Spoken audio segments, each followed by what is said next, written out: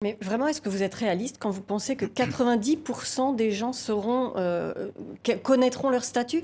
Étant donné Mhm. qu'aujourd'hui, on évalue, l'OMS dit qu'il y aurait 14 millions de gens ignorant leur Ah, mais séropositivité. c'est intéressant parce que, Sophie, il y a 2 ans, vous me posiez la même question, vous me disiez 19 millions. Et aujourd'hui, on a 14 millions. Donc, en 2 ans, ça prouve qu'il y a 5 millions de personnes additionnelles qui sont parties pour le dépistage. Et on voit aussi, avec les progrès de l'autotest en France, on n'avait pas encore les directives de l'OMS. Les directives de l'OMS viennent de sortir il y a à peine une semaine. Quand les pays vont adopter l'autotest, en France, on a eu peut-être 140 000 achats d'autotests. On a vu que ce qui était Il faut intéressant, être plus précis. Donc l'autotest qui permet de dépister soi-même. soi-même le virus en prenant, comme vous l'avez si bien expliqué, juste une goutte de sang et on peut savoir si on est positif. Et ce qui est intéressant, les études en France montrent que 50, je dis bien 50%